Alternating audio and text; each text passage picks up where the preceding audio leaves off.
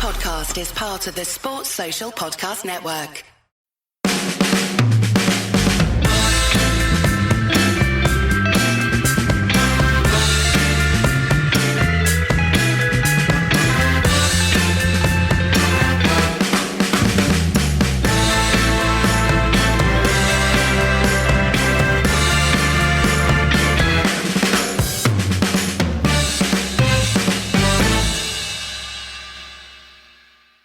There was this feeling that I had this feeling as a 9-year-old that it was like your big friendly jovial dad was replaced by like a new harsh dour stepdad who was clearly going to get the job done. When Fergie came in, he was a bit scary to a little kid. Fergie, he was very serious, but it was exciting because he'd won all that stuff at Aberdeen and Atkinson had failed to win the league, and it looked like we might actually compete for the league under Ferguson. But even so, as a kid, as I've said many times, I didn't really care about the league. It was the FA Cup glory of the Atkinson years was enough for me. I don't suppose we need to laud Ferguson's reign, do we? Because we do it every year. I think it's an annual thing, isn't it? But it's a good point about Ferguson. A little bit of shock of the unknown, I suppose, with Fergie coming in and Ron being a big lovable racist that he is, and everyone kind of got used to him. But the change was needed and change was made, and a change at Old Trafford, of course, because Ferguson's getting a statue. There's about the 480th statue, I think, dotted around Old Trafford. There's quite a few anyway, at least 2 of Busby, one of Fergie and the Holy Trinity, and of course we'll have to have one of Giggs, Neville and Scholes when they have all retired. It's a funny one, isn't it? Because the thing is, there are lots of statues at Old Trafford, but there definitely should be one of Sir Alex Ferguson. It's obvious, and let's hope they do a good job. And Fulham have got the market cornered in quirky, odd statues, so we'll just go with the traditional route of celebrating the boring, old, successful players and managers of our club, and we're just not going to put up a random statue to Manning out the Stone Roses in front of the Stretford End, Which... That sounds pretty good to me.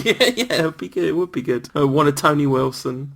Tony Wilson, hero of the music scene. Well, there was some football this week, of course, not just celebrating Ferguson's new statue. The statue is actually unveiled at Old Trafford ahead of the QPR game in a couple of weeks' time. So we'll get to talk about that all over again. Hooray! Yay! On the pitch, 2 victories for United in the last few days. Neither resounding, I'd say. There were certainly challenges in both. And first, Arsenal, which was a strange game, because in many ways, United absolutely battered Arsenal. Completely dominated the game, yet it was 2-1. That Cazorla goal at the end sort of brought into sharp relief how important it was that United scored a second out of all their domination, because at 1-0 it did really feel like at any moment this could all go disastrously wrong, even though we absolutely decimated them. If it had been 8-2 again, it would not have been an unfair reflection of the difference in quality between the two sides. Arsenal's defending was insane. Thomas Vermaelen clearly just assuming that RVP was still RVP and played for their lot. The inevitable came pretty early on in the match as Robin opened the scoring. Well, yeah, very nice. I thought you were going to talk about the inevitable abuse from the stands for a minute then. There's some rather uncharitable comments, I think, from the Arsenal fans questioning his I was going to say his parentage, but it was even worse than that, wasn't it? They suggested he might be a rapist and a paedophile and something that we're not allowed to say on a family show, beginning with C and ending in T. Yes, it was all a bit unfortunate and all a bit totally and utterly inevitable. Van Persie, insanely classy in his post-match interview, just with the kind of, I respect the fans, I didn't hear anything, just brilliant. And he's like, yep, I stuck it to him. What he was really saying was, yep, it's all right, I don't really mind them singing loads of abuse at me because I scored a goal and they lost. So 1-0 to Robin, RVP 1, Arsenal fans 0, etc. Well, yes, yeah, no, quite. And I think he's very dignified because he was clearly lying about that. Oh, yeah. But fair enough. And he was nice in his celebration and a kind of apology to the skies, wasn't it? And very, very nice. But you're right, coming back to your original point, United absolutely desperately needed that second goal in the end. And it kind of felt like that way for a loss of the game, didn't it? After United were ahead, that 1-0 just definitely wasn't enough, even though there was complete domination, just throwing away chances. And you said that it wouldn't have been strange if it was 8-2. Well, probably right, because Arsenal had 2 chances and United had 13 in the game. And 13 chances to 2 was a good reflection of the dominance United had. It could have been an awful lot more, and it was very lucky for Arsenal that it wasn't. Or wasteful for United that it wasn't. And Ferguson Ferguson rightly was pretty displeased about that after the game. He's spoken many times about how goal difference is crucial and he won't allow the club to lose on a title on goal difference again. And come the end of the season, if United lose by a couple of goals again, we'll have this one to look back on. Yeah, I'm sure it won't be the last one we have to look back on. I mean, it was an interesting game. Just to briefly touch on the Van Persie celebration, it was, if you watch it, he goes to run off and celebrate because really he's just absolutely delighted, and then he remembers, oh no, wait a minute, I'm supposed to do that thing where ex-footballers pretend they're not delighted they've just scored against their old club. And the two hands up, you could say it's a kind of apology, or you could say it's a, well, you know, frankly lads, what did you expect? I am Robin van Persie. I do score quite a lot of goals. Do you know what he really should have done? He should have turned up the collar that doesn't exist on the current shirts and just looked around all four corners of Old Trafford. Because he's become that important already. I mean, look, I know it's a ridiculous comparison, and some have made it to Cantona and all that, but United look blunt without Van Persie in the side, and 10 goals, that is, 11 goals now, including Braga, in all competitions, and absolutely central to United's success or failure come the end of the season. An astronomically effective signing, and we're all really hoping that he maintains form and fitness. I mean, at some point you'd expect the form to drop because he's not Ronaldo, he's not Messi, and the league's more competitive, I guess, and the team that he's playing in is not quite to the same standard in terms of providing chances for him. So he's probably not going to keep up this pace of scoring throughout the whole season. I mean, last season he absolutely flew out the blocks, didn't he? And then it slowed down a little bit. Well, it did, but then Arsenal do cave in the spring every year, and this is where United get stronger. So we'll see about that one. I think Ferguson's trying to use him quite smartly. Didn't bring him on until past the hour in Braga, and that was only out of desperation, really, wasn't it? And I think if United had been more comfortably winning in Braga, then he wouldn't have come on at all. So I think Ferguson's trying to make sure that he doesn't burn out and that he's still fit and sharp come the end of the season. You know, he's just a joy, and Wayne Rooney, no respecter of the concept of narrative, decided that he would take the penalty against Arsenal, which seemed to be a terribly poor decision. In more ways than one. Yeah, I mean, you know, listen, Rooney's sometimes hits a really great penalty and sometimes doesn't. His scoring record's not that brilliant from penalties. There's a lot of debate amongst fans about whether he should be taking them or not, but surely Van Persie absolutely would have been nailed on to score against Arsenal. Well, I wonder whether his ego might have got to him and he might have tried something stupid like in his first game. The interesting point about Rooney, because that's 7 out of 20 he's missed in the Premier League at least. And that's not a great ratio. I mean, we talked about favourite books a couple of weeks ago, didn't we? And Soconomics, or Why England Lose, has a good bit on penalty ratios, and basically it's 9 out of 10, you know. So Wayne Rooney's well below the ratio you'd expect, and even further below the ratio you'd expect of a high quality player. So that tells me that he shouldn't be taking United's penalties. I've seen him miss some shockers, and that was a pretty bad one to actually miss from. It is pretty bad. And of course he took the one against Braga in midweek and basically only scored because he knocked it off his left foot, looped it into the top corner. So it's a little odd to me. I think if he keeps taking the penalties, he's going to keep missing, because that's what history tells us. All round, United's performance was kind of interesting. They created a lot of chances, didn't take a lot of chances. Actually, Van Persie himself missed a couple, didn't he? And you know, but United generally were in complete control of that match. And it was nice that for a change, we were the ones scoring really early on in the football match instead of conceding to get us going. One way or another, we need a goal to get us going, though, because against Braga in midweek, it required us going behind and then David Gill unplugging all the lights for a bit so Fergie could have a second go with the hairdryer, because the first time it had misfired or something, perhaps because that generator wasn't working properly. And then finally, United flew into action in the last 10 minutes and got 3. Yeah, well, it was kind of illuminating, wasn't it, the response from United? Sorry. Right, very poor. On Twitter, I asked people to share their jokes, and there were hundreds of really, really, really poor floodlight jokes. I loved every single one of them. I really liked what Dwight York said, Manchester United need a bit of spark. No, he said they need a spark, which is, of course, synonym for an electrician. I was like, no, really, Braga need a spark, because they got to make the lights come back on. Notable that game for the fact that up until the last 15 minutes, by far the most interesting thing was that the lights went out. Oh yeah, it was really dull. It was really dull, and quite a tepid performance from United on the back foot. Basically happy to soak up pressure and then see what came. But The lights going out really did help. Chris Smalling has said today that it gave them the kind of kick they needed, and obviously went back into the dressing room. I'm sure Ferguson had a few words about what was going on, and because it wasn't very good up till then, it wasn't that much better afterwards. But Van Persie made a big difference, didn't he, in terms of United's shape and the penetration through Braga's back four. So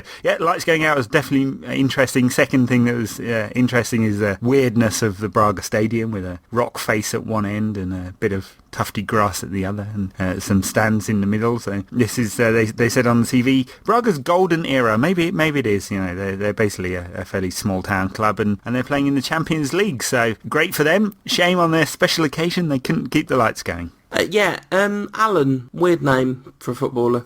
Alan, just of all the cool things you could choose as a Brazilian footballer to have on your back, I was just thinking that the legacy, you got Socrates, Zico, Alan and Fred up front as well. That's something that we should try and find a way for the football gods to make happen. Braga gave United some problems, as we predicted last week that they would, but not ultimately. We basically unleashed the firepower, didn't we, at the end of that game? What do you make of the penalty? Was it a pen? It's hard to say. I would say it's one of those where Rooney's definitely looking for it. I think whether there was contact or no contact, Rooney was going to go down. That's the right situation to do it, because he nipped in front of the defender and the defender left a leg in. So there may have been contact. It's really hard to tell. Got to say, at that speed, who knows? But Rooney was pretty clever about winning it. And then he sort of slightly nearly fell over and managed to not quite fall over enough to score the pen this time. Yeah, I wasn't even sure which way he was going. Are you? I've looked at the replay about 50 times, and I have to say, from some angles, it looks like he actually whacks it off his left foot and it goes the other way than he was intending to strike it. Either way, he got very, very lucky that it went in. Very lucky.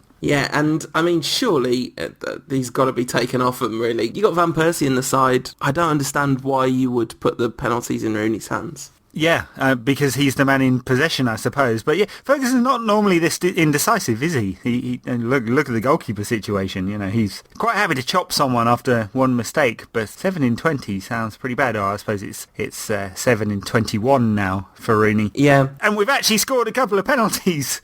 Yeah, which is definitely a bonus. Chicharito's goal. Talking of lollerific goals, fantastic. Just kept kicking it at him until it went in the net. A real kind of hacking striker's finish. Well, that's one of those where you're at the TV shouting, shoot, for the love of God, shoot. And then I read a bit of poetry and wrote a discourse on the American elections, and then finally he actually did shoot. He did. American elections, interesting, notable for the wide-ranging Manchester United-related support for Barack Obama in this election. Rooney, Ronaldo, Andy Cole, Ruud van Nistelrooy, all coming out in favour, and Ravel Morrison, some random bloke tweeting a load of really specific reasons why the Republican agenda was sort of significant. And I didn't agree with any of the things he tweeted, but they were fairly reasonable and politically thought out, but all addressed to Ravel Morrison, which seemed a very odd target, a very odd person to try and convert. Yeah, so I mean, when I think about the great political commentators of our time, Ravel's not that high up on the list, to be fair. Zop, my boy Barack say nada.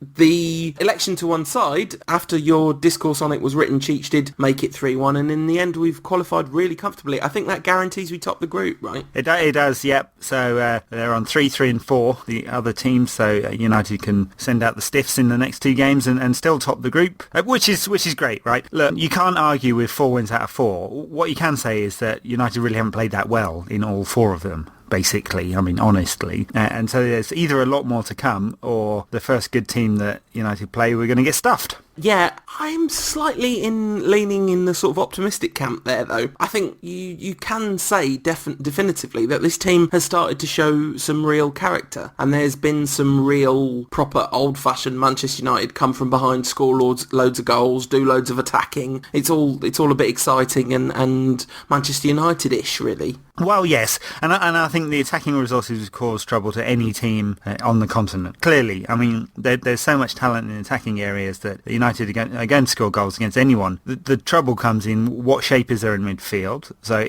will Ferguson, say we draw a pretty decent side in the next round, will Ferguson end up compromising the attacking shape to get an extra player in midfield? Play quite narrow against Braga? Is that the way that they're going to play in Europe? Ongoing? Does that mean sacrificing a winger or 2? in fact. And so there are a lot of questions still. I have to say there's at least 2, maybe 3 gears that United will have to go through to actually trouble the best in Europe. And defensively, got to be better. Definitely got to be better defensively. Haven't managed to secure a clean sheet very often this season. Have we managed to secure a clean sheet this season? Yeah, 3 of them. Oh, okay. Well, there you go. That's more than I can remember. Talking of wingers, actually, worth saying that none of our wingers are playing well. Valencia up against one of the worst left-backs in the history of left-backing in Santos, given the absolute freedom of Manchester, got into fantastic positions time and time again. But one of the reasons it wasn't 8-2 was because Valencia had a really poor game, and he's just not in the best of form at the moment, is he? And obviously Nani well out of form, and Ashley Young trying to find his feet in the squad again following injury. So, it's not so natural for us to be playing with wingers at the moment, is it?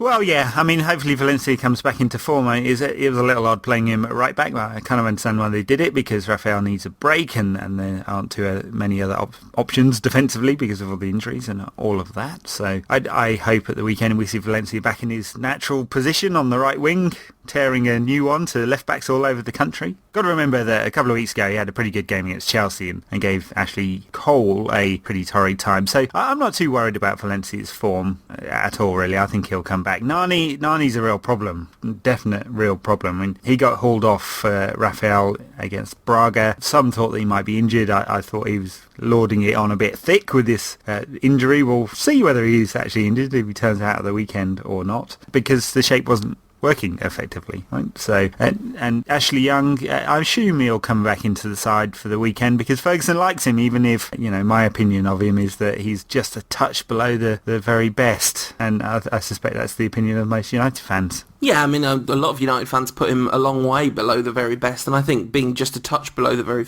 best is fine, because you don't need every single player in the squad to be the best player in the world in that position, do you? Yes, we do. Well, we're going to have to sign. There's a couple of players we're going to have to sign. One of them's Falcao, and I think he might be a little bit out of our price range. You mentioned in the rundown of the show today, you're pleased to see the return of Chris Smalling. I am, yeah. I mean, he's got a lot to offer, Chris Smalling.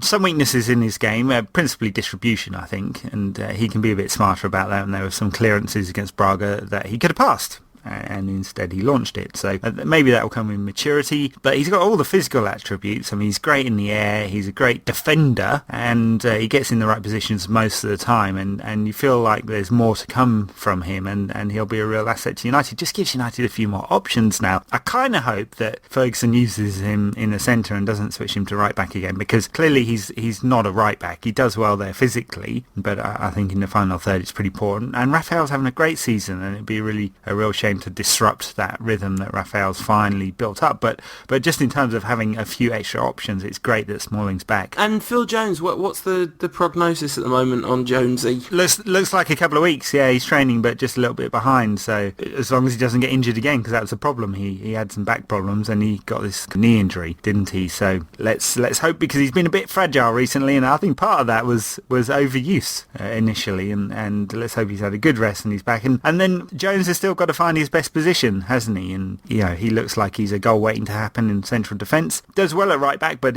it's not necessarily natural. And in central midfield, I'm not sure I've ever seen him actually have a good game yet. So still lots to prove, but still very young. Okay, well, I think that covers the games earlier in the week, and apart from Sir Alex's yet another landmark, which was one every couple of games, we don't really need to talk about that. We've got a little bit of spare time on this week's show, so I thought maybe we'd do a few extra listener questions, and we've got some very grown-up, serious football-related ones for Ed, and some ones, let's just say, tangentially football-related for me. So, first of all, Ed, question from @Carlos_Anubis. If Vidic was sold due to injuries and a can't refuse offer, would you make ORVP captain? Well, we had a similar question a couple of weeks ago, didn't we? He would be a natural fit just because of his experience and the talismanic status he's now gained at United and all of that. Of course, Evra is the vice captain, effectively, so it's kind of a theoretical question, really, because Patrice would take over. Okay, that's fair enough. But I mean, would you just do that? Would you just go with Patrice, or would you do the thing of keeping Patrice as vice captain? I think it's a bit early for Robin van Persie to get get the captaincy at United, really. On the pitch, I don't think it's an important role. I think people in England overstate it, and most of Europe just gives it to the senior player. It's not someone who needs to be shouting and bawling in good old John Terry style. So, and I'm of that opinion too. And I think Patrice has earned it because he's been at the club a long time. He's a senior player for differing reasons. Rio Ferdinand and Ryan Giggs aren't in the running anymore, and so he's the natural next choice. Okay, Happy Hero says, given that we tend to come back from a goal down or two, do you think our luck's going to run out soon? And I was thinking about this, and it kind of already has against Tottenham. It sort of pre-ran out, didn't it? Well, yes, I suppose so. I don't know whether there's a quantifiable amount of luck that United has, so thinking about it in terms of running out, I'm not sure that's quite the right way of thinking about it. I think the problem is United just have to concentrate at the beginning of games and have to defend better, and there might be an issue with the type of personnel United have got in central midfield. I mean, interesting to see Wayne Rooney and Ryan Giggs holding for much of the game against Braga, and Anderson further forward, and they swapped around a little bit. So there's a bit of an issue with the defensive side of midfield. There's an issue with central defenders because they're all getting injured or make mistakes, and so it's not luck. It's definitely something we can fix. I'm not sure whether they can fix it with the personnel in the squad right now. Worth saying, Anderson, impressive in his cameo against Arsenal, maintaining that good form, but then pretty woeful against Braga. Played not really in his favoured position, but still just passing off. Once again, fitness looks a big issue. I don't know, the people that are absolutely convinced he's going to come good at United, I don't know where they get their optimism from. 6th season, as Sleepy Nick pointed out. Question from @RedHeartUnited. Are you a fan of Wayne Rooney in a midfield role, or would you prefer him to be deployed as a striker more often? We talked about this a lot last season. I do think the question is very different when you put Van Persie in the mix. Van Persie describing him and Waza as both 9.5s, but Wayne basically an 8 against Braga. Yeah, I prefer him playing at 10. Let's just throw all the numbers in there. I think at 10 he's fantastic. I think he's got the kind of vision and ability to get into scoring positions or play people in, and the ball can still go through him. It looks just so easy for him playing in central midfield, and I think it's not that he can't play there. Clearly he can. He spreads the ball everywhere. He works hard. I think that's part of the reason, actually. Sometimes you saw him, you watch the replays, he's kind of in a flat 2 with Ryan Giggs because he works really hard and does the defensive side well, whereas Anderson, I'm not sure about that. And he got on the ball loads. Players were looking for him. So, he's great, isn't he? He's going to be really classy there because he's a classy player. But the damage is going to be caused slightly further forward. And so I think it's a bit of a waste to have him in central midfield. And it's a stopgap because United don't have a classy central midfielder. So I think he should play at 10. I like the shape when United play 2 holding in midfield and Wayne Rooney at 10 and then 2 wide and Van Persie up front. I think that's going to work for us this season. I think we need the 2 holding just to give some protection. And I think the problem is, for the most part, we don't quite have the right players to do the 2 holding. No, absolutely. And, my tuppence worth about Rooney in midfield is he's not a midfielder. He can do it.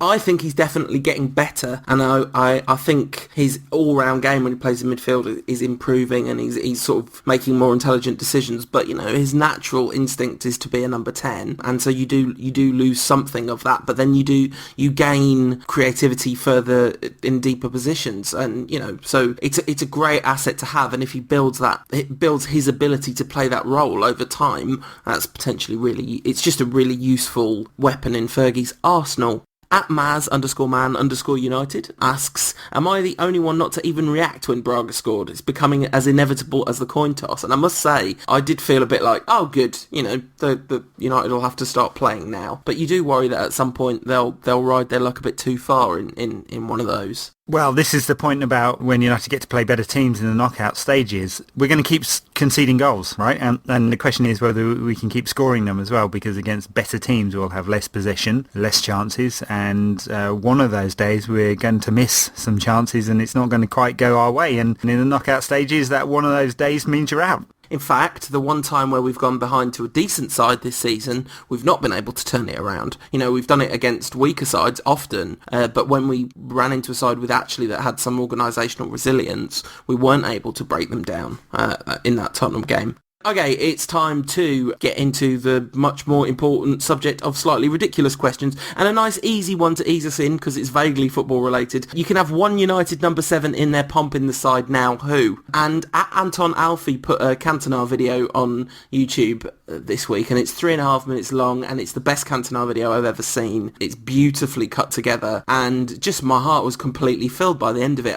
I've never ever felt the way I feel about Eric, about another player. Ronaldo might be like better than Eric. Ronaldo's definitely better than Eric in some sort of empirical sense, but Eric's miles better than Ronaldo in all other senses. Oh, absolutely. I mean, yeah, Eric's my choice every time, and we've had some wonderful number 7. So, I mean, just think of them. Best, Robson, Cantona, Ronaldo, Steve Coppell. Eric is just my favourite footballer ever, and he's not the best footballer ever, but when you watched him play, he just looked different to everyone else. He looked like he was playing a different game, he was playing it for a different reason. There was something about his sense of purpose and majesty. He's just a class unto himself. So yeah, number 7 in their pomp in the side now would be Eric Cantona, albeit if my only interest was in us winning things, I suppose you would take Ronaldo. Surely football means more than that. Alright, so we get to the big stuff now. At Dylan_MUFC asking, if you had to pick one United player to be gunged by Dave Benson Phillips on Get Your Own Back, who would it be and why? I don't even know what Get Your Own Back is or who Dave Benson Hedges is. I explained to Dylan that we're both old men and so we don't get the reference, but I believe it was a children's television programme where children could put figures such as head teachers, etc. into a gunge tank, and then Dave Benson Phillips would press the button and gunge would fall on them. So which United player, I'd say current United player, Ed, would you most like to see in a gunge tank? Well, I'd say Anderson because he frustrates the hell out of me, but he'd probably just eat the gunge. That's gross. I think I would put Rooney in a gunge tank because I just think occasionally he needs his feet kept on the ground, you know, he needs a little bit of a dent to his ego, and it might help with the flappy arms. Next time he flaps his arms at someone misplacing a pass, they can just look at him and go, yeah, alright mate, but you were in a gunge tank. At Trisha asks, if you could sign one City player, who would you sign? Yaya Toure? Yeah, that's the Yaya Toure, the default answer of the Rantcast, the official default answer. But then this is kind of the slightly more interesting and definitely complex one. If you could ship them one United player, who would it be? And we're not allowed to have like reserves, she says. It's got to be first teamers. Nani? Yeah, that's the answer, isn't it? Because you know at some point he's going to mess up a really crucial opportunity for them. Yeah, I think that's my answer as well.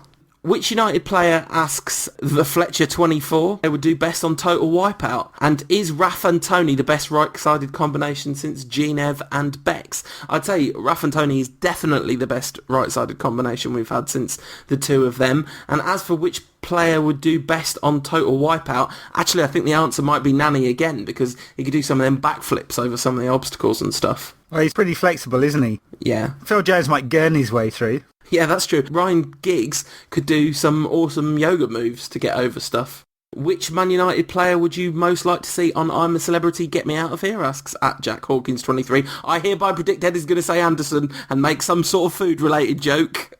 No, because he'd be Instagramming it and going, F*** this and I'm going to McDonald's.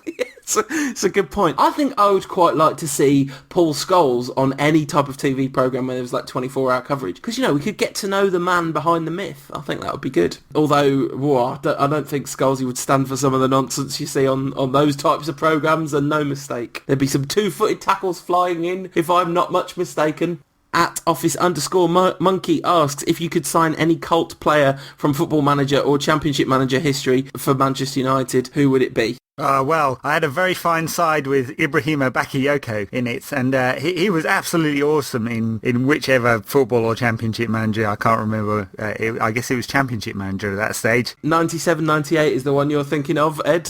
There you go. This dates me a bit, doesn't it? You know, so playing football games 15 years ago, and yeah, he was absolutely awesome. And I was crushed, I tell thee, when he actually turned up in the Premier League for Everton and was completely and utterly gash. No question whatsoever in my mind that Walter Smith signed him on the strength of his stats on 97-98. It's the only logical explanation for it. I think that just about does it for Twitter questions, and we'll move on to a preview of that Massive game at the mighty giants of the Midlands that are Aston Villa FC. Yeah, mighty giants. They're not exactly mighty giants, are they? Yeah, but terrible. But then they've been in a slump for about 50 years now, so, you know, I guess we shouldn't be too surprised about that one, should we? Trip to Villa Park's always good fun, though, isn't it? You know, it's a great atmosphere normally at Villa Park, at least from the away fans, maybe not the home fans. It's the one game of the season the home fans actually bother to turn up, and you'd expect in United's current form that we'll go there and be seeking a good and confident victory. Yeah, I've been trawling the internet trying to see if anyone's got a spare for the away end. Loads of people saying no, but tickets are on general sale in the home end, so if you're prepared to sit quietly and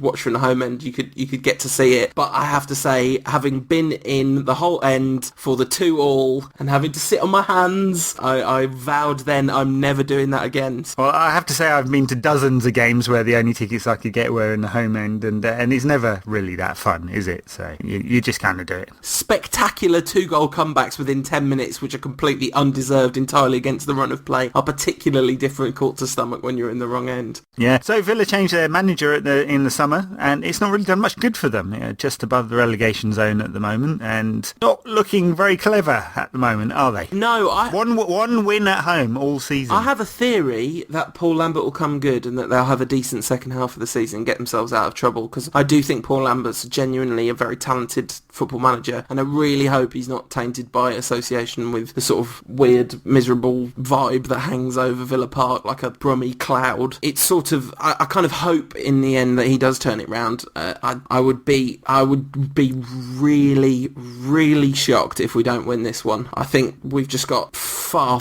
too much from them, and they will raise their game because they are classic game raisers, and as you say, they do manage to fill the ground when United come to town, and so there might be some sort of atmosphere. Yeah, Villa's problem is scoring goals, so and I know United's problem is conceding them, but Villa just can't score goals. I think it is 8 all season. I think United scored 8 in most games, haven't they?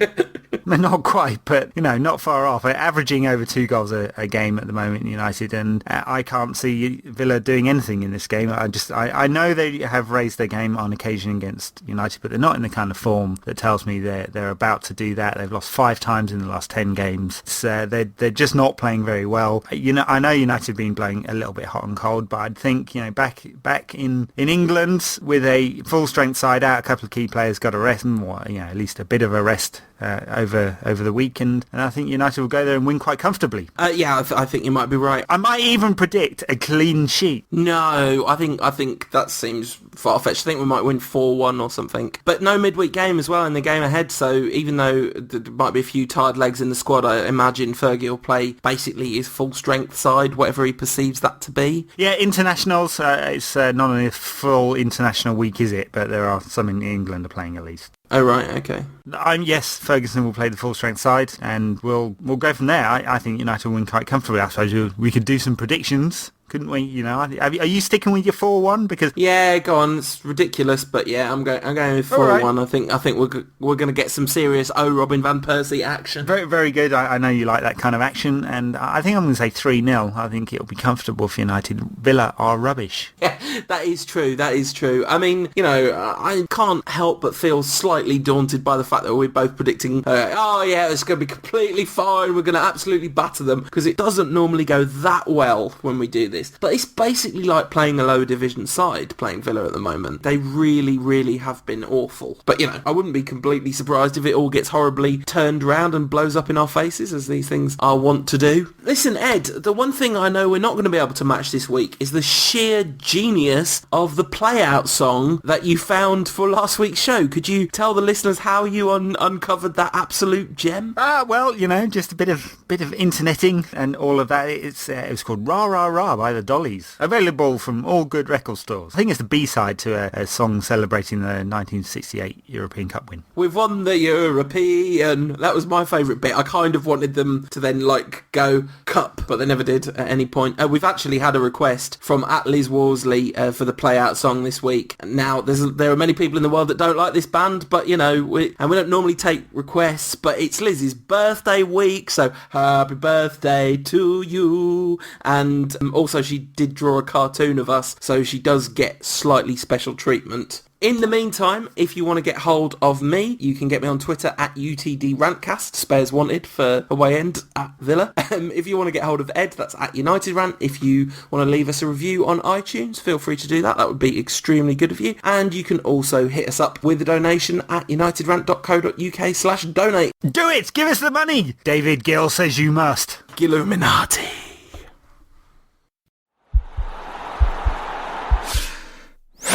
This podcast is part of the Sports Social Podcast Network.